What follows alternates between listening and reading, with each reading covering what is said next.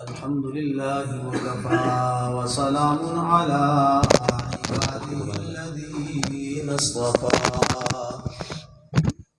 خصوصا على سيد الرسل وخاتم الأنبياء وعلى آله وأصحابه وأهل بيته الذين هم أوفوا عهده أما بعد فأعوذ بالله من الشيطان الرجيم بسم الله الرحمن الرحيم ما كان محمد أبا أحد من رجالكم ولكن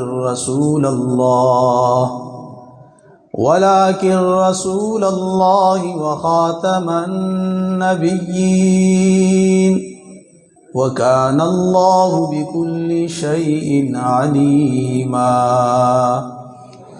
اللهم صل على سيدنا ومولانا محمد وعلى آل سيدنا ومولانا محمد صلاة تنجينا بها في جميع الأهوال والآفات وتقضي لنا بها جميع الحاجات وتطهرنا بها جميع السيئات جزا الله عنا محمدا ما هو أهله جزا الله عنا محمدا ما هو أهله جزا الله عنا محمدا ما هو أهله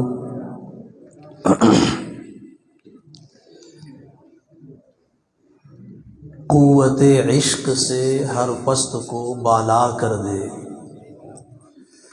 قوت عشق سے ہر پست کو بالا کر دے دہر میں اسم محمد سے اجالا کر دے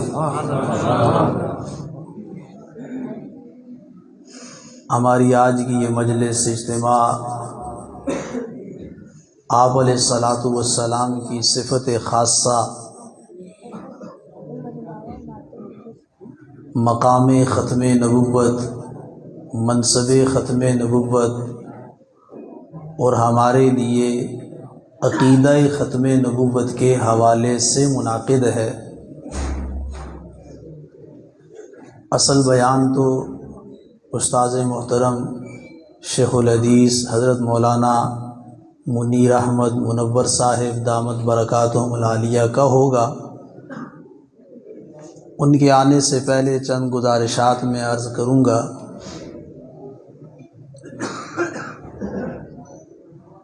اللہ رب العزت نے جب سے انسانیت کی ابتدا کی ہے اسی وقت سے اللہ رب العزت نے انسانیت کی ہدایت و رہنمائی کا سامان بھی مہیا کیا ہے۔ دنیا میں آنے والا سب سے پہلا انسان، دنیا میں بھیجا جانے والا سب سے پہلا نبی بھی تھا۔ تو پہلا انسان، پہلا نبی، تو جب سے انسان آیا اسی وقت سے اللہ نے اس انسان کی ہدایت رہنمائی جنت کے راستے پہ اور اس انسان کو جہنم اور ناکامی اور ہلاکت کے راستے سے بچانے کے لیے جو سب سے بنیادی سبب ہے نبی کا بھیجنا، اللہ نے اس کی بھی ابتدا فرمائی۔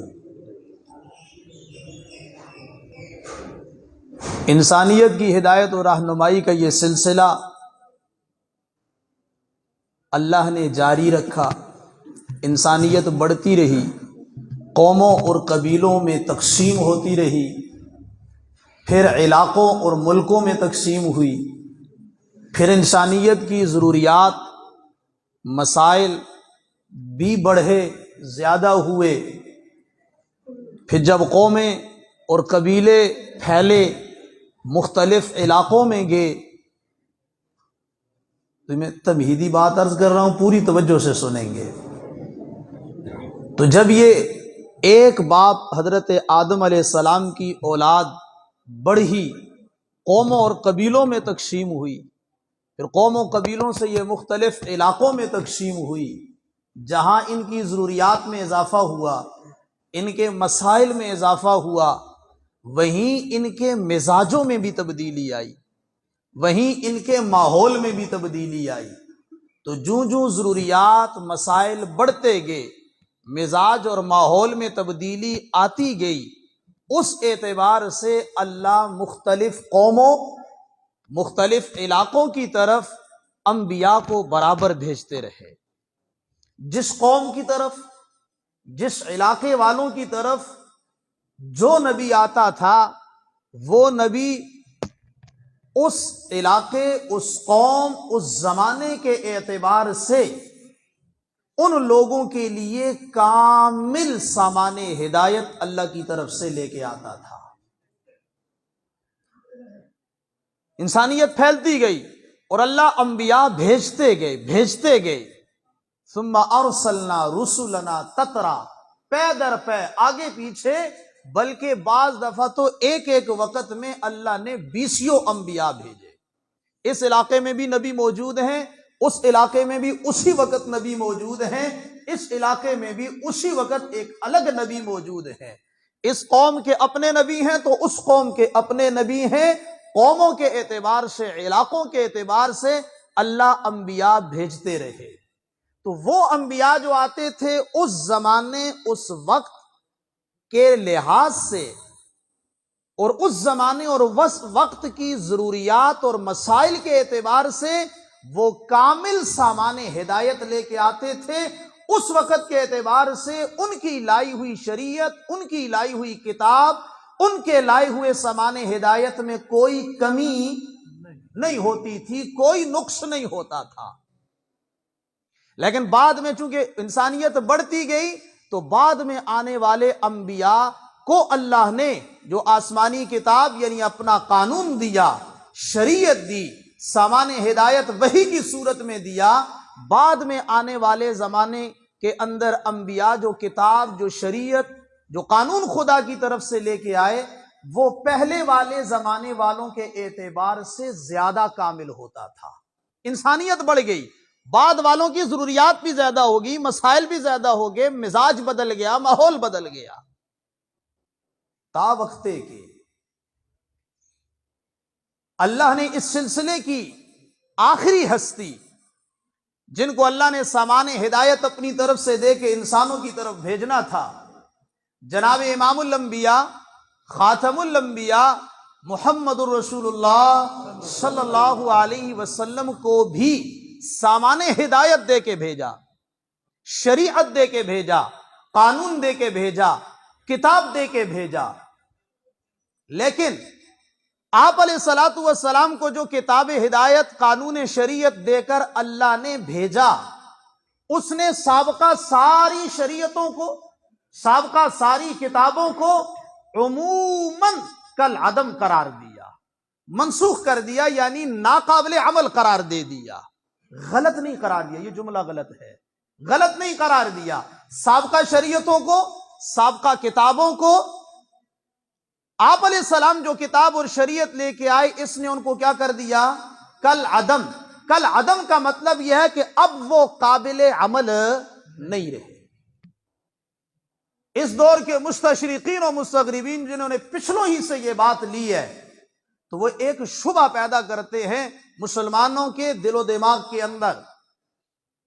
میرے دوستو، یہ بات ذہن نشین کر لی جائے کہ ہمارے ہاں یعنی اسلام کے اندر ضروریات دین، اصول دین، دین اسلام کے جو بنیادی عقائد ہیں، ان کے اندر شک و شبے کی کوئی گنجائش نہیں ہے. ضروریات دین، دین کے بنیادی عقائد جنہیں اصول دین کہا جاتا ہے، ان عقائد کا صرف انکار کفر نہیں ہے. ان بنیادی عقائد کے اندر شک کرنے والا آدمی بھی اسی طرح کافر ہوتا ہے جس طرح انکار کرنے والا کافر ہوتا ہے۔ اس لیے یہودی اور عیسائی علماء جن کو مستشرقین کہا جاتا ہے، ان کے شاگرد مستغربین، ان لوگوں کا اس وقت دجالی میڈیا کے زمانے میں اور دجالی میڈیا کے توسط سے ایک بنیادی محنت یہ ہے کہ مسلمانوں کے دل و دماغوں میں بنیادی عقائد کے بارے میں شکوک و شبہات پیدا کیے جائیں صرف، اور ان کے عقائد کو درست کرنے والا، ان کے اعمال کو درست کرنے والا، صحیح شریعت بتانے والا جو ایک ہی طبقہ ہے، علماء کا طبقہ، ان علماء امت کے بارے میں ان کے دل دماغ کے اندر نفرت اور کم از کم بدظنی پیدا کی جائے۔ جب مسلمان شکوک و شبہات میں پیدا ہوگا نا تو اپنے اکابر کے بارے میں بدظن خود ہو جائے گا۔ اس لیے وہ کہتے ہیں دیکھو جی موسیٰ علیہ السلام جو تورات لے کے آئے اللہ کی طرف سے تھے یا نہیں؟ بولتے جاؤ نا، تورات اللہ کی کتاب ہے کہ نہیں؟ عیسیٰ علیہ السلام انجیل لے کے اللہ کی کتاب ہے کہ نہیں؟ داؤد علیہ السلام زبور لے کے آئے اللہ کی کتاب ہے یا نہیں؟ حضرت نوح جو شریعت لائے وہ اللہ کی شریعت تھی یا نہیں؟ حضرت موسیٰ جو شریعت لائے وہ اللہ کی شریعت تھی۔ حضرت عیسیٰ جو شریعت لائے وہ اللہ کی شریعت تھی۔ حضرت شیس جو لے کے آئے وہ بھی اللہ کی شریعت تھی۔ جب سابقہ ساری شریعتیں اللہ کی طرف سے اتاری ہوئی تھی، ساری کتابیں اللہ کی طرف سے اتاری ہوئی تھی، آپ یہ کہتے ہو حضور جو کتاب لائے سابقہ ساری کتابیں کل عدم ناقابل عمل، حضور جو شریعت لے کے آئے سابقہ ساری شریعتیں کل عدم ناقابل عمل، تو کیا معاذ اللہ وہ غلط تھی؟ وہ ناقص تھی؟ اب سادہ مسلمان جس کا علماء سے تعلق نہیں ہوگا، دین والوں سے تعلق نہیں ہوگا، اپنا عقیدہ دینی معلومات مضبوط اور پختہ نہیں ہوں گی، تو وہ کم از کم شبے میں پڑے گا کہ نہیں؟ شبے میں پڑے گا۔ یار بات تو معقول ہے، سابقہ کتابیں خدا کی یہ بھی خدا کی، سابقہ شریعتیں خدا کی یہ بھی خدا کی، تو ان کو ناقابل عمل کیوں قرار دیا گیا؟ اللہ ہمارے حضرات اکابر علماء جو دنیا سے چلے گئے ان کی قبروں پہ کروڑہا رحمتیں نازل فرمائے، جو زندہ ہے اللہ ان کی زندگی میں علم میں عمل میں ہر چیز میں برکتیں نصیب فرمائے۔ یہ شکوک و شبہات وہ حضرات ختم کر کے چلے گئے۔ میں نے ابتدا میں عرض کیا دیکھو انسانیت تھوڑی تھی بچپنے میں تھی، ہمارے حضرات اکابر نے اس کو یوں سمجھایا ہے، آدم علیہ السلام سے لے کے حضرت نوح علیہ السلام تک کا زمانہ انسانیت کے بچپنے کا زمانہ ہے، نوح علیہ السلام سے لے کے حضرت ابراہیم علیہ السلام تک کا زمانہ یہ انسانیت کے لڑکپن کا زمانہ ہے، ابراہیم علیہ السلام سے لے کے حضرت امام الانبیاء خاتم الانبیاء صلی اللہ علیہ وسلم تک کا زمانہ انسانیت کی جوانی کا زمانہ ہے، اور آپ علیہ السلام انسانیت کی بالکل پختہ عمر کے اندر دنیا میں تشریف لائے، انسانیت اپنے کمال کو پہنچ چکی ہے۔ اب بچپنے کے اندر جو شریعت آئی تو وہ اس زمانے کے اعتبار سے تھی۔ مثال سے یوں سمجھایا، دیکھو بچہ پیدا ہوتا ہے 1 مہینے کا ہوتا ہے، اس کے کپڑے بنائے جاتے ہیں کہ نہیں؟ بولو نا ساتھ ساتھ، بنائے جاتے ہیں۔ جو کپڑے بنائے جاتے ہیں اس کا ناپ لے کے بنائے جاتے ہیں، اس وقت اس کو پورے ہوتے ہیں، نہ کھلے ہوتے ہیں نہ لمبے ہوتے ہیں۔ جب یہی بچہ 6 مہینے کا ہو گیا تو پھر کپڑے بنائے جاتے ہیں، ناپ لے کے بنائے جاتے ہیں، نہ کھلے ہوتے ہیں نہ لمبے ہوتے ہیں نہ تنگ ہوتے ہیں، برابر ناپ لے کے اگر کوئی صحیح درزی بنانے والا ہو تو صحیح کپڑے بناتا ہے۔ یہی بچہ جب 6 سال کا ہو گیا پھر کپڑے بنائے جاتے ہیں، یہی بچہ جب 16 سال کا جوان ہو گیا پھر بنائے جاتے ہیں، یہ 25 سال کا کامل ہو گیا پھر کپڑے بنائے جاتے ہیں۔ اب بتاؤ کیا یہ جو 1 مہینے کی عمر میں کپڑے بنائے گئے تھے یہ 25 سال والے کو پورے ہوں گے؟ اور جو 25 سال کی عمر میں جو کپڑے بنائے ہیں یہ 1 مہینے والے کو پورے ہوں گے؟ تو بھائی جب اس نے 25 سال کا ہونا تھا تو اسی وقت یہ والے کپڑے بنا دیے جاتے نا جو 25 سال کی عمر میں پورے ہوتے ہیں، تو آپ اس کو عقل مندی کہو گے؟ اگر 1 مہینے کے بچے کے کپڑے اٹھا کے 25 سال والے جوان آدمی کو پہناؤ گے تو کپڑے پھٹ جائیں گے، زور لگاؤ گے تو وہ جوان زخمی ہو جائے گا۔ 1 مہینے والے بچے کے لیے جتنے کپڑے کا سائز ہے اتنے ہی کپڑے بنائے جائیں گے۔ آدم علیہ السلام سے لے کے حضرت نوح علیہ السلام تک انسانیت کے بچپنے کا دور تھا، بچپنے کا زمانہ تھا، تو شریعت وہ دی جو اس بچپنے کے زمانے کے اندر کافی کامل مکمل تھی۔ انسانیت کو جب حضرت نوح علیہ السلام سے لے کے ابراہیم علیہ السلام کے زمانے تک لڑکپن کا دور تھا، اس زمانے میں شریعت کا جو لباس انسانیت کے جسم پہ پورا تھا، انبیاء کو وہ شریعت کا لباس دے کے بھیجا گیا جو اس زمانے کے اعتبار سے کامل مکمل پورا تھا۔ پھر حضرت ابراہیم علیہ السلام سے لے کے حضور علیہ السلام تک انسانیت جوانی کے عالم میں تھی۔ اس زمانے میں جو شریعت کا لباس انسانیت کے جسم پہ پورا آتا تھا، اللہ نے اس زمانے کے انبیاء کو وہ شریعت کا لباس دے کے بھیجا۔ اب انسانیت اپنی کمال کو پہنچ چکی ہے، اب نہ اس نے بڑھنا ہے نہ گھٹنا ہے نہ پھیلنا ہے۔ تعداد کے اعتبار سے بڑھے گی، افراد کے اعتبار سے زیادہ ہوگی، بہت زیادہ ہوگی، لیکن مسائل ضروریات کے اعتبار سے، مزاجوں کے اعتبار سے، ماحول کے اعتبار سے قیامت تک کے لیے انسانیت کو جس لباس شریعت کی ضرورت تھی، اللہ نے اپنے آخری نبی کو وہ کامل لباس شریعت دے کے بھیجا۔ اب سابقہ لباسوں کی ضرورت کل عدم، ناقابل عمل ہونے کا یہ مطلب نہیں کہ وہ شریعتیں ناقص تھیں۔ بات سمجھ میں آ گئی کہ نہیں؟ وہ شریعتیں ناقص، وہ شریعتیں غلط، اس زمانے کے اعتبار سے وہ کامل بھی تھیں، کافی بھی تھیں، لیکن آج ناقابل عمل ہیں۔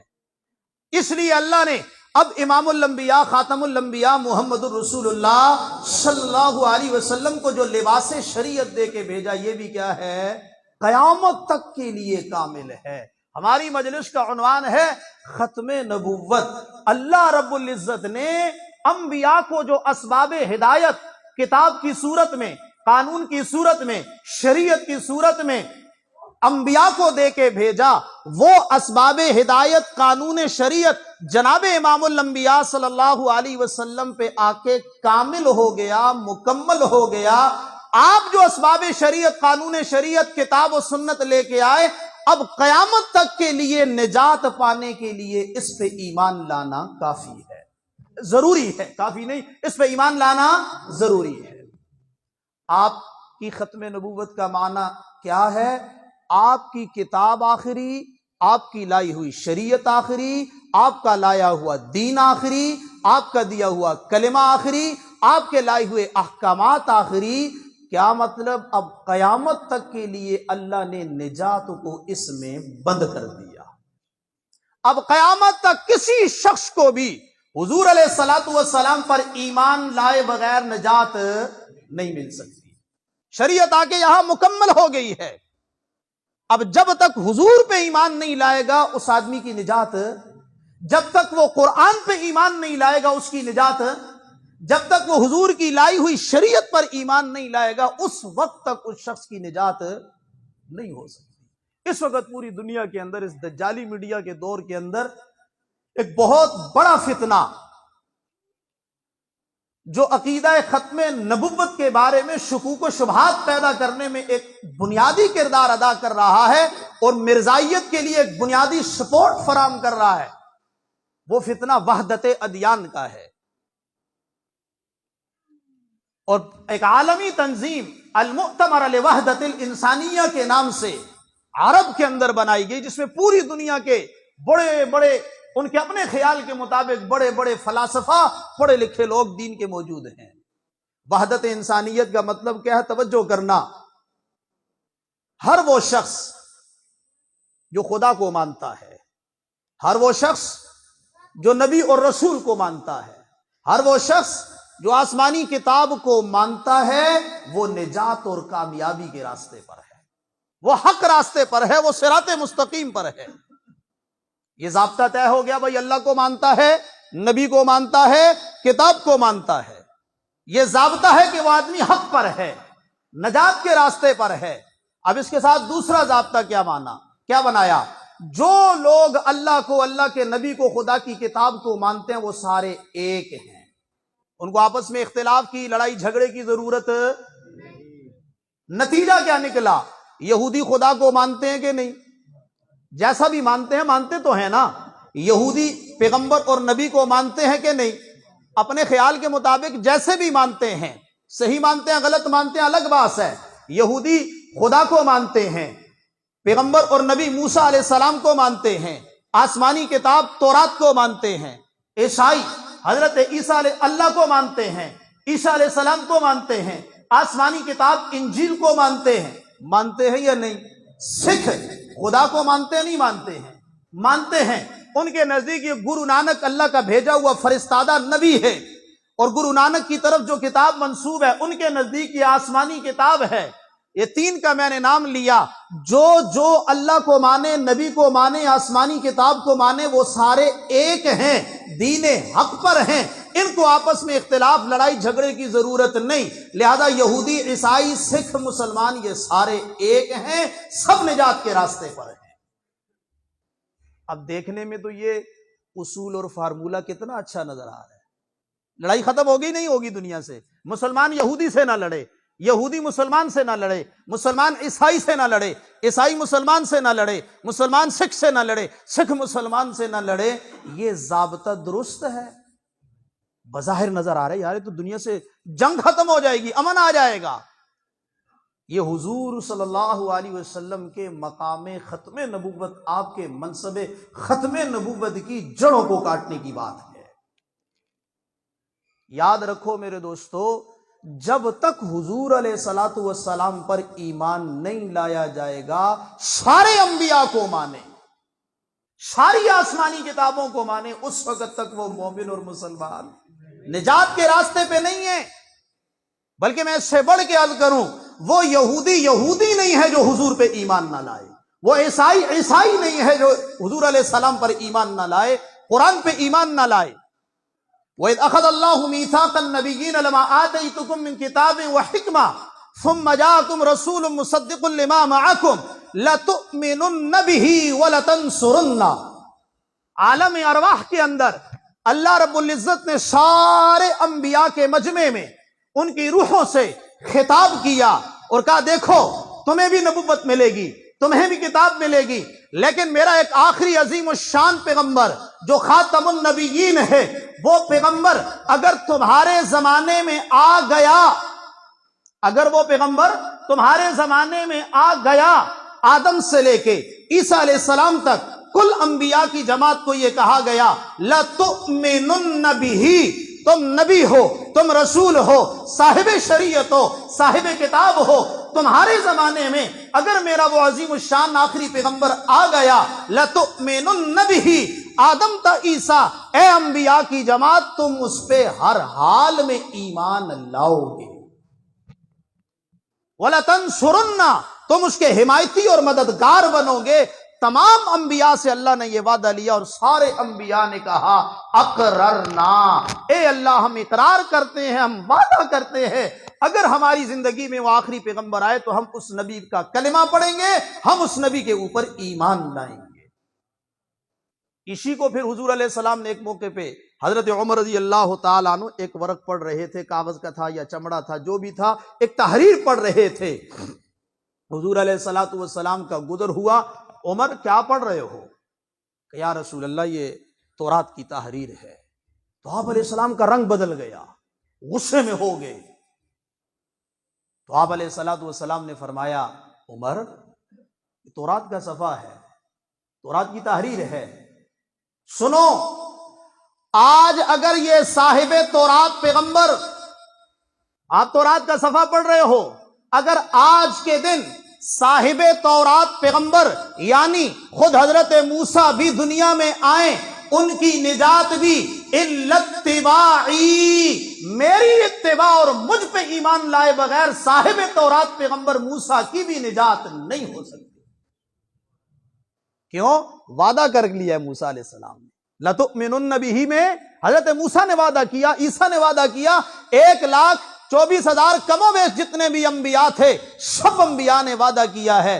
تو جب نبی، آخری نبی امام الانبیاء پہ ایمان لائے بغیر نجات نہیں پا سکتا، تو یہودی، عیسائی، کوئی بھی آسمانی کتاب، پیغمبر، نبی، رسول پہ ایمان رکھنے والا جب تک حضور پہ ایمان نہیں لائے گا وہ اس وقت تک مومن اور مسلمان۔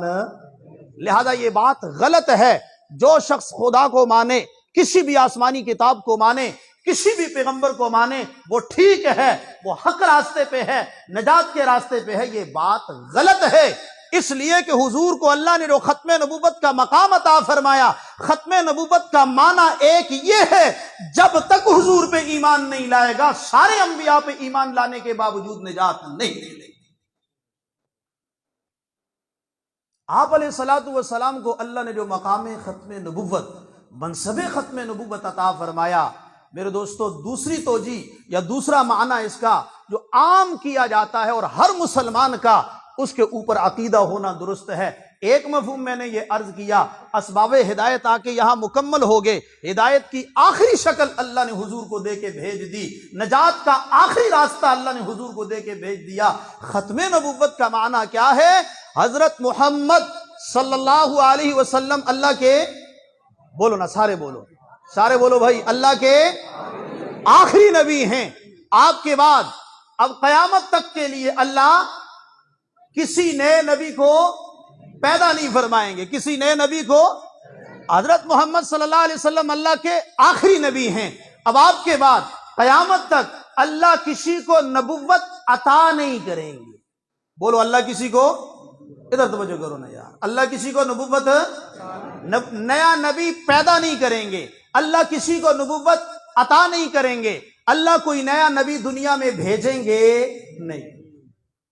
یہ عقیدہ رکھنا مومن اور مسلمان ہونے کے لیے ضروری ہے۔ اس عقیدے کے بغیر کوئی آدمی بھی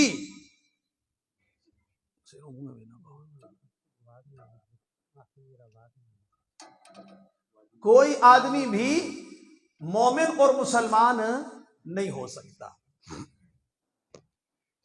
میں اس کو ایک مثال سے سمجھاتا ہوں۔ ختم نبوت میرے دوستو صرف آپ علیہ السلام کی صفت ہی نہیں ہے، توجہ کرنا، بس آخری بات ہے، ختم نبوت آپ علیہ السلام کی صرف صفت نہیں ہے بلکہ آپ کی صفت خاصہ ہے۔ بولو، ختم نبوت حضور کی، سارے بولو نا، حضور کی صفت خاصہ ہے۔ اس کو میں سمجھانے کے لیے عرض کرتا ہوں، دیکھو عقیدہ توحید اور عقیدہ ختم نبوت، ان دونوں میں بال برابر فرق نہیں ہے۔ جس طرح توحید کا انکار کرنے والا شخص بے ایمان کافر ہے، بالکل اسی طرح عقیدہ ختم نبوت کا انکار کرنے والا بے عینی ہی اسی طرح کافر ہے، کوئی اس میں فرق۔ جس طرح توحید میں شک کرنے والا کافر ہے، بالکل اسی طرح عقیدہ ختم نبوت میں شک کرنے والا بھی۔ اب توجہ کرنا، توحید کسے کہتے ہیں؟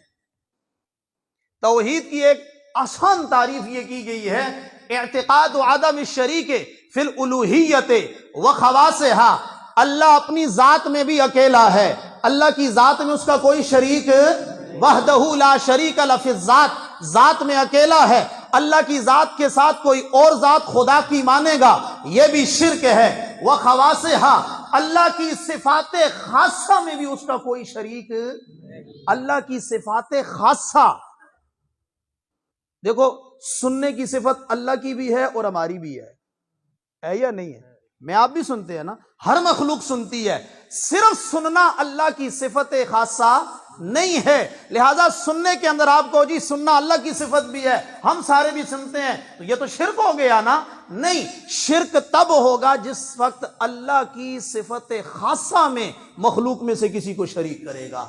ہر وقت، ہر جگہ، ہر ایک کی پکار کو سننا، بغیر اسباب آلات کے سننا، یہ اللہ کی صفت خاصہ ہے۔ مخلوق میں سے کسی کو اللہ نے یہ صفت عطا نہیں کی، ہر وقت، ہر جگہ، ہر ایک کی ہر آواز کو بغیر اسباب کے سنیں، یہ مخلوق میں سے کسی کی صفت نہیں ہے۔ اب یہ صفت مخلوق میں سے کسی کو دی جائے گی، ثابت کی جائے گی تو شرک ہے۔ تو جس طرح اللہ کی صفات خاصہ مخلوق میں سے اگر کسی کے لیے ثابت کی جائیں تو یہ کیا ہے؟ عبادت کی مستحق ذات کون ہے؟ صرف اللہ۔ اب عبادت مخلوق میں سے اللہ کے علاوہ مخلوق میں سے کسی کی کریں گے تو کیا ہوگا؟ شرک ہوگا۔ اسی طرح میرے دوستو حضور علیہ السلام کی بھی کچھ صفات ہیں، اور وہ صفات خاصہ ہیں۔ اب توجہ کرنا، آپ کی کچھ صفات خاصہ ایسی ہیں جو عام انسانوں کے اعتبار سے ہیں، جو اللہ ہر نبی کو دیتے ہیں۔ بعض صفات خاصہ ایسی ہیں جو انسانوں کے مقابلے میں، عام انسانوں کے مقابلے میں اللہ ہر نبی کو عطا فرماتے ہیں۔ جناب آدم علیہ السلام سے لے کے جناب امام الانبیاء خاتم الانبیاء محمد الرسول اللہ صلی اللہ علیہ وسلم میں تک ہر نبی کو اللہ نے وہ صفات دی ہیں، عام انسانوں کو وہ صفات نہیں دی۔ یہ نبوت کی صفات خاصہ ہیں، لیکن میرے اور آپ کے نبی صرف نبی نہیں ہیں، صرف رسول نہیں ہیں، میرے اور آپ کے نبی نبی الامت بھی ہیں، نبی الانبیاء بھی ہیں۔ میرے اور آپ کے نبی اور رسول امت کے رسول بھی ہیں اور انبیاء کے رسول بھی ہیں۔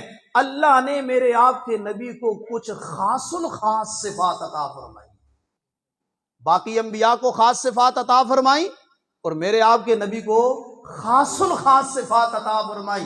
ایک حدیث میں خود حضور نے فرمایا فضلت علی الانبیاء بست، ایک حدیث میں فرمایا 6 چیزیں ایسی ہیں اللہ نے جو مجھے عطا فرمائی ہیں، سابقہ نبیوں میں سے اللہ نے کسی کو بھی نہیں دی۔ ان میں سے ایک چیز ہے وختمت بی النبیون، اللہ نے میرے سر پہ تاج ختم نبوت سجایا ہے۔ تو ختم نبوت حضور کی صفت خاصہ ہے۔ کیا مطلب؟ وہ صفت جو اللہ نے سابقہ انبیاء میں سے بھی کسی کو نہیں دی۔ لہذا اللہ کی صفات خاصہ میں مخلوق میں سے کسی کو شریک کرنے سے بندہ مشرک کافر ہوتا ہے۔ اسی طرح بالکل میرے دوستو حضور کی جو صفات خاصہ ہیں ان میں سے خاص الخاص صفت آپ کی ختم نبوت کی صفت ہے۔ اس صفت کا جو آدمی انکار کرے گا، شک کرے گا، اسی طرح کافر ہوگا جس طرح اللہ کی صفات کا انکار کرنے والا کافر ہے۔ ہمارے حضرات علماء اکابر اور ہماری عالمی جماعت، عالمی مجلس تحفظ ختم نبوت پوری دنیا کے اندر مرزائیت کے خلاف جو کمر بستہ ہے، صف آرا ہے، اور ہمارے اکابر نہ دن دیکھتے ہیں نہ رات دیکھتے ہیں، کوئی کسی قسم کے حالات کی پرواہ کیے بغیر بالخصوص مرزائیت قادیانیت کے خلاف اور بالعموم حضور علیہ الصلوۃ والسلام کی ختم نبوت کے تحفظ کے لیے جو ہر وقت میدان میں کھڑے ہیں، وہ ویسے ہی نہیں، انتہائی نازک مسئلہ ہے، انتہائی نازک۔ یہ حضور کی صفت خاصہ ہے، آپ کی تمام صفات نبوت کا مرکز اور محور ہے۔ اگر اس صفت کے اندر لچک پیدا ہو گئی، کمزوری پیدا ہو گئی، اس صفت کے اندر مسلمان متزلزل ہو گیا تو اس کا ایمان چلا جائے گا۔ میں نے عرض کیا ضروریات دین، اصول دین میں یقین کا درجہ ضروری ہے، جس طرح اس کا انکار کفر ہے اسی طرح اس میں شک کرنا بھی کفر ہے۔ ابھی وہ تنولی صاحب پڑھ رہے تھے نا، اور کہا کہ بھائی دیکھو حضرت محمد صلی اللہ علیہ وسلم اللہ کے، بولیے نا اس عقیدے کو دہرائیے، اللہ کے سارے بولو اللہ کے آخری نبی ہیں، آپ کے بعد قیامت تک کوئی نہیں۔ جو الفاظ میں نے بتایا وہ دیکھو، اگر آپ صرف یہ کہو گے نا کہ آپ کے بعد کوئی نبی نہیں آئے گا قیامت تک، جملہ بالکل درست ہے، غلط نہیں ہے، لیکن ہمارے حضرات اکابر نے لکھا ہے کہ ہر دور کے اندر باطل شبہ پرانا لے کے آتا ہے، الفاظ نہیں لے کے آتا ہے۔ شبہ وہی ہوتا ہے جو ابلیس کے دور سے لے کے آج تک چلا آیا ہے، کوئی نیا شبہ وہ نہیں ہوتا۔ شبہ، شک، اعتراض پرانا ہوتا ہے، الفاظ اور تعبیر نہیں ہوتی ہے۔ جب ہم یہ کہیں گے حضور کے بعد قیامت تک کوئی نبی نہیں آئے گا، اب مرزائی اس بات پہ مسلمان جوان کو، بالخصوص میرا وہ مسلمان قابل ترس و قابل رحم کہ جس کا علماء سے تعلق نہیں، مدارس سے تعلق نہیں، تبلیغ والوں سے تعلق نہیں، خانقاہ والوں سے تعلق نہیں، ایسے نوجوان کو وہ اپنا شکار کرتا ہے۔ کہتا بھائی دیکھو حضور کے بعد کوئی نبی نہیں، کوئی نبی نہیں، کوئی نہیں، کوئی نہیں، کوئی پکا کراتا ہے اس بات۔ کہتا اچھا آپ بتاؤ عیسیٰ علیہ السلام آئیں گے کہ نہیں؟ تو آپ بتاؤ، بولو نا، آئیں گے۔ یہ بھی ضروریات دین میں سے ہے۔ اگر کوئی آدمی اس بات کا انکار کرتا ہے کہ عیسیٰ علیہ السلام اب دوبارہ نہیں آئیں گے تو وہ بھی بے ایمان اور کافر ہے۔ عیسیٰ علیہ السلام آئیں گے۔ اب اگلا سوال مرزائی قادیانی کا کیا ہوتا ہے؟ نبی ہوں گے کہ نہیں؟ بولو حضرات خاموش ہیں، نبی ہوں گے کہ نہیں؟ یہ کانفرنسیں اس لیے ہیں، یہ کانفرنسیں اس لیے ہیں، دیکھو یہ بنیادی عقیدہ ہے۔ یاد رکھو اللہ ایک دفعہ کسی انسان کو منصب نبوت عطا کر دیں تو پھر واپس نہیں لیتے۔ منصب ہے، اعزاز ہے، اللہ یہ اعزاز دے کے واپس نہیں لیتے۔ باقی سارے اعزاز اللہ دے کے واپس لے لیتے ہیں، اللہ منصب دے کے لے لیتے ہیں کسی بھی وجہ سے، لیکن میرے دوستو نبوت ایک ایسا منصب ہے کہ اللہ دے کے واپس نہیں لیتے۔ تو لہذا عیسیٰ علیہ السلام جب دنیا میں تشریف لائیں گے تو ان کی نبوت کا اعزاز ان کے پاس ہوگا، نبی ہوں گے لیکن اپنی شریعت نہیں۔ آپ اس کو یوں بھی تعبیر کر سکتے ہیں، نبی بھی ہوں گے امتی بھی ہوں گے۔ عیسیٰ علیہ السلام جب تشریف لائیں گے تو کیا نبی بھی ہوں گے اور نبی ہوں گے، اس اعزاز کی وجہ سے جو اللہ نے ان کو عطا فرمایا۔ امتی ہوں گے اس حیثیت سے کہ اب دنیا میں آنے کے بعد حضور کی شریعت پہ عمل بھی کریں گے، حضور کی شریعت کو نافذ بھی کریں گے۔ اس کی مثال ہمارے اکابر علماء نے لکھی ہے۔ ہمارا ملک کا صدر وزیر اعظم چلا جائے جہاں جدھر جاتے ہوتے ہیں، اور ترکی کب جاتے ہیں یار، امریکہ کی بات کرو، برطانیہ کی بات کرو، وہ ادھر چلے گئے، امریکہ چلے گئے، برطانیہ چلے گئے۔ اب ہمارے ملک کا وزیر اعظم صدر امریکہ چلا جائے تو آپ بتاؤ وہ پاکستان کا صدر نہیں ہوتا؟ کیوں جی؟ ہوتا ہے۔ اسی وجہ سے اس کو صدارتی پروٹوکول جیسا وہ ان کو دیتے ہیں وہ دیتے ہیں، لیکن وہاں پہ جانے کے بعد پاکستان کے قانون پہ عمل کرتا ہے یا امریکہ کے قانون پہ؟ پاکستان کے قانون پہ عمل کرتا ہے یا برطانیہ کے قانون پہ؟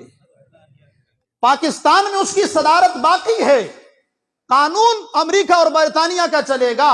میرے دوستو اس بغیر کسی تشبیہ کے حضرت عیسیٰ علیہ السلام جب آئیں گے، حضور علیہ الصلوۃ والسلام کی شریعت پہ عمل کریں گے، قانون کو چلائیں گے، اعزاز نبوت ان کے پاس ہوگا، نبی ہوں گے، امتی ہوں گے۔ اسی سے تو انہوں نے یہ دجل نکالا ہے کہ یہ جو مرزا لعنتی دجال ہے یہ امتی نبی ہے۔ اس نے تو کئی دعوے کیے نا، مرزا غلام قادیانی نے پہلے کہا یہ مجدد ہے، مصلح ہے، پھر کہا یہ مہدی ہے، پھر کہا یہ فوٹوسٹیٹ عیسیٰ مثل مسیح ہے، پھر اس نے کہا نہیں میں خود مسیح ہوں جس نے قیامت کے قریب آنا تھا، پھر آگے جا کے کہا کہ میں فوٹوسٹیٹ نبی ہوں، ذلی بروزو کا معنی کہ فوٹوسٹیٹ نبی ہوں۔ پھر اس نے کہا جب اعتراض کیا گیا تو اس نے کہا میں امتی نبی ہوں۔ میں کیا ہوں؟ امتی نبی ہوں۔ عیسیٰ علیہ السلام نہیں آئیں گے، وہ بھی امتی بھی ہوں گے، نبی بھی ہوں گے، میں امتی نبی ہوں۔ پھر آگے جا کے اس نے اصل چہرہ جو دکھایا، کہا نہیں میں مستقل نبی ہوں، اور اسی پہ بس نہیں کیا دوستو، اس نے کہا میں صاحب شریعت نبی ہوں۔ یہاں پہ نہیں رکا، پھر آگے جا کے وہ لعنتی دجال کذاب بے ایمان کیا کہتا ہے، میں صرف نبی اور رسول ہی نہیں ہوں، افضل الرسل ہوں، معاذ اللہ۔ اور پھر مختلف الفاظ کے ساتھ اس نے اپنے اس نظریے کو بیان کیا، معاذ اللہ۔ ایک جگہ وہ بے ایمان لکھتا ہے، کہتا ہے کہ پیغمبر علیہ السلام کو، محمد رسول اللہ صلی اللہ علیہ وسلم کو اللہ نے 300 یا 350 معجزات اور نشانیاں دی ہیں، معاذ اللہ معاذ اللہ معاذ اللہ۔ وہ دجال کہتا ہے مجھ فقیر کو تو اللہ نے لاکھوں نشانیاں دی ہیں اپنے مقام کو بڑھانے کے لیے۔ صاف صراحتاً کئی کتابوں میں لکھا ہے جو حضرت موسیٰ پہ ایمان لائے، حضرت عیسیٰ پہ ایمان نہ لائے مسلمان نہیں ہے، حضرت عیسیٰ پہ ایمان لائے محمد رسول اللہ پہ ایمان نہ لائے مسلمان نہیں ہو سکتا، اور جو آدمی محمد رسول اللہ پہ ایمان لائے اور مجھ مرزا پر ایمان نہ لائے وہ بھی مسلمان نہیں ہے۔ گویا کہ محمد رسول اللہ پہ ایمان لانا نجات کے لیے کافی نہیں، معاذ اللہ نجات کے لیے اس وقت تک اس کی نجات نہیں ہوگی جب تک مرزا غلام قادیانی پہ ایمان نہیں لائے گا۔ تو معمولی فتنہ نہیں ہے، مسلمانوں کے درمیان شکوک و شبہات پیدا کرتے ہیں۔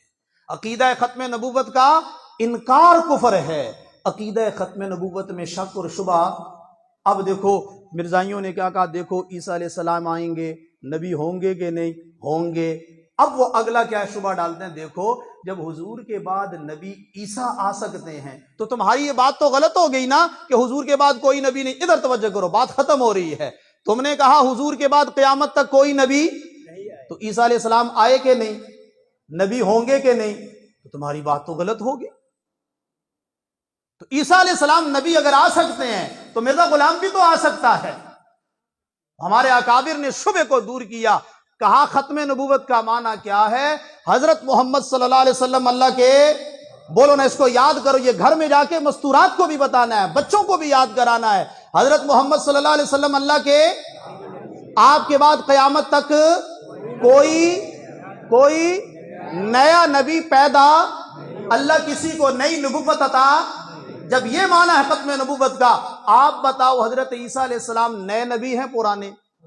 بولو نا، پیدا ہوں گے یا اتریں گے؟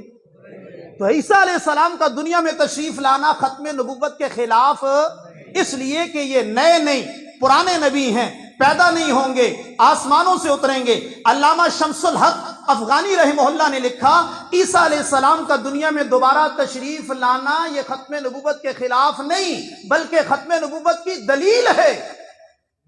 کیسے؟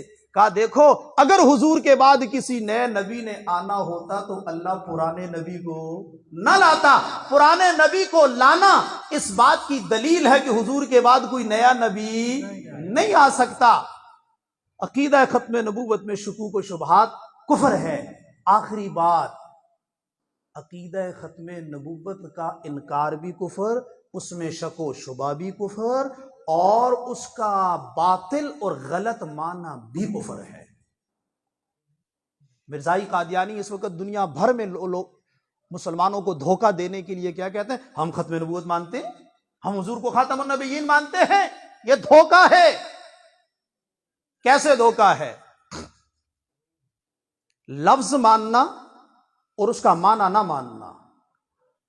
نماز فرض ہے یا نہیں؟ سارے بولو، نماز فرض ہے کہ نہیں؟ فرض ہے۔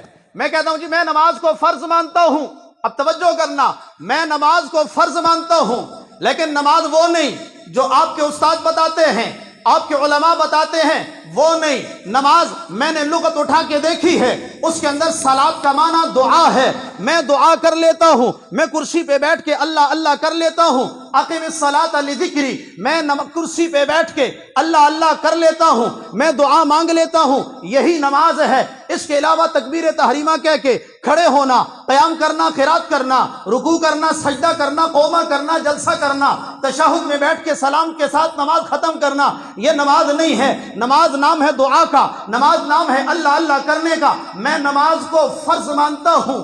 آپ بتاؤ جس کو بات سمجھ آئی ہے، میں نماز کو مانتا ہوں؟ جس کو بات سمجھ میں آئی ہے بتاؤ۔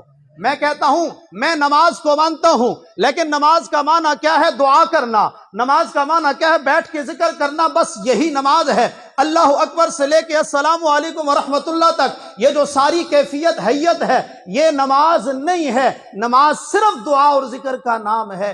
آپ بتاؤ میرے اتنے کہنے سے کہ میں نماز کو مانتا ہوں، آپ یہ بات سمجھو گے کہ میں نماز مانتا ہوں؟ لفظ نماز میں کہہ رہا ہوں، لیکن نماز کی حقیقت بہت ساری مثالیں ہیں۔ اب قادیانی اور مرزائی کیا کہتے ہیں؟ ہم ختم نبوت کو مانتے ہیں۔ کیا مسئلہ ہے جی؟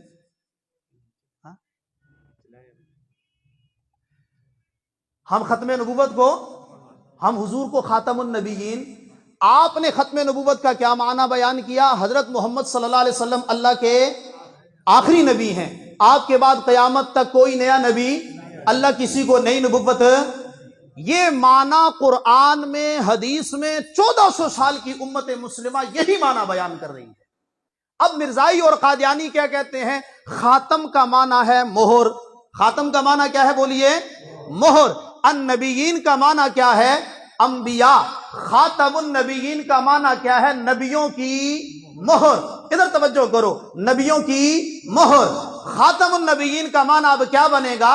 آدم علیہ السلام سے لے کے جناب امام الانبیاء تک جتنے حضرات انبیاء کو نبوت ملی، براہ راست اللہ نے ان کو نبوت دی ہے۔ اللہ نے اب حضور کو خاتم النبیین بنایا، حضور نبیوں کی مہر ہیں۔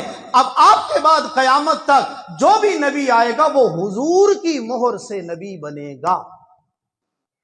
خاتم النبیین کا معنی نبوت کی مہر، اب قیامت تک جو نبی آئے گا حضور کی مہر سے، یعنی حضور کی اتباع کر کے، پیروی کر کے، حضور کی شریعت پہ محنت مجاہدہ ریاضت کر کے اب وہ نبی بن جائے گا۔ آپ بتاؤ وہ خاتم النبیین اور ختم نبوت کو مانتے ہیں؟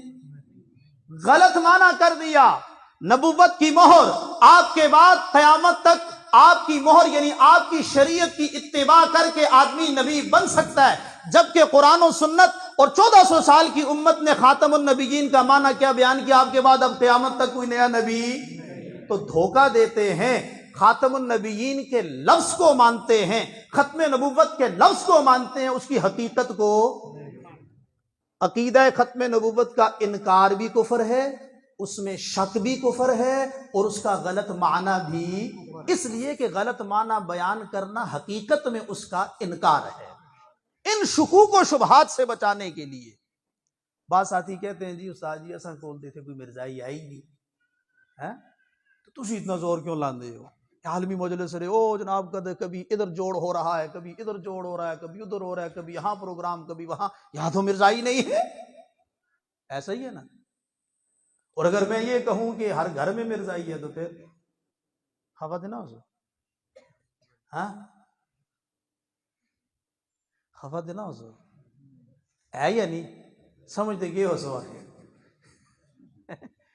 سمجھتے کیے ہو سو؟ یہ نہیں ہے جو شیطان دجال کا آلہ، وہ ٹچ موبائل جسے آپ کہتے ہو، اس پہ ہے یا نہیں ہے؟ وہی کلک کرو تو وہ مرزائی آئے گا نہیں آئے گا، اس کا چینل آئے گا نہیں آئے گا، اس کا درس آئے گا نہیں آئے گا، اس کا پروپیگنڈا آئے گا نہیں آئے گا۔ تو کیا خیال ہے ہر مسلمان ان کے دجل کو جانتا ہے، ان کے دھوکے کو سمجھتا ہے، ان کے فراڈ کو سمجھتا ہے؟ وہ کیسے حملہ آور ہوتے ہیں مسلمان کے ایمان کو ختم کرنے کے لیے، اس کو ہر مسلمان سمجھتا ہے۔ ضرورت اس دور کے اندر سب سے زیادہ ہے ہم اپنی اس نئی نسل امت مسلمہ کے ایک ایک فرد کی عقیدے کی حفاظت کریں، اور عقیدہ بھی کون سا میرے دوستو؟ جو حضور کی ذات سے وابستہ ہے۔ اللہ کی قسم مجھے تو میرے یہ اساتذہ علماء اکابر علماء دیوبند نے یہی درس دیا ہے کہ دن قیامت کے میری نماز، میرا روزہ، میری زکوٰۃ، میرا حج ضرور فرض ہے، ادا کرنا چاہیے، لیکن مجھے اس پہ اعتماد بھروسہ نہیں۔ میری نماز، روزہ، زکوٰۃ، حج مجھے بچائے گا، دو چیزوں پہ بھروسہ ہے۔ دن قیامت کے اگر بچوں گا، نجات پاؤں گا، ایک اللہ کا فضل ہے، اللہ کے فضل کے بعد پیغمبر کی شفاعت ہے، اس کے بغیر کوئی راستہ نہیں ہے۔ مرزائیت اور قادیانیت کی پوری محنت کیا ہے؟ مسلمان قادیانی ہو جائے، یہ اس کا ثانوی درجے کا منشور ہے، یہ اس کا ثانوی درجے کا ٹارگٹ ہے کہ مسلمان قادیانی بن جائے۔ اس کا پہلے درجے کا ٹارگٹ، اولین درجے کا اس کا ماٹو اور ٹارگٹ کیا ہے؟ مسلمانوں کا حضور کی ذات سے رشتہ کمزور کیا جائے۔ تو کمزور ہونے دو گے؟ ہاتھ کھڑا کر کے بولو، کمزور ہونے دو گے؟ ہم حضور کے ساتھ اپنے رشتے کو مضبوط کریں گے، پختہ کریں گے۔ یہ حضور پہ احسان نہیں ہے، یہ میری ضرورت دنیا میں بھی ہے، قبر میں بھی ہے، آخرت میں بھی ہے۔ تو جب ہمارے حضرات اکابر علماء حضور علیہ السلام کی ذات سے متعلق اور بالخصوص آپ علیہ السلام کے عقیدہ ختم نبوت کے تحفظ کے لیے جب جس وقت آواز دیں گے تو تیار ہوگے نا انشاءاللہ، اپنی جان، مال، عزت، آبرو کے ساتھ، اس لیے کہ یہ ان کا مسئلہ نہیں ہے، یہ تو میرا مسئلہ ہے، قبر میں، حشر میں۔ تو انشاءاللہ العزیز 4 مارچ بروز ہفتہ جگہ طے ہوگی ایلیمنٹری کالج گراؤنڈ کے اندر 4 مارچ بروز ہفتہ کو تحفظ ختم نبوت کانفرنس ہو رہی ہے، جس بعد نماز مغرب۔ تو آپ لوگ اس میں تشریف لاؤ گے؟ میں نے جملہ غلط بول دیا یار، تشریف تو باہر سے لاتے ہیں، آپ کی تو ہری پور کی کانفرنس ہے، آپ میزبان ہو۔ اللہ نے کیا مقام دیا ہے؟ حضور کی ختم نبوت کے لیے لوگ آئیں اور آپ میزبانی کرو، اللہ کی قسم اس سے بڑی میزبانی دنیا میں کوئی نہیں۔ تو نیت کرتے ہو انشاءاللہ میزبان بنو گے یا کانفرنس کے شرکا بنو گے؟ تو میزبان اپنا سب کچھ جھونکتا ہے اس میں کہ آنے والے مہمان کسی اعتبار سے کمی محسوس، اپنی جان سے، مال سے، جتنے بیٹھے ہوئے سارے آؤ گے نا انشاءاللہ؟ اکیلے آؤ گے یا دوسروں کو بھی لاؤ گے؟ اللہ مجھے اور آپ کو عمل کی توفیق نصیب فرمائے، حضور کی نسبت اللہ مضبوط کرنے کی توفیق نصیب فرمائے۔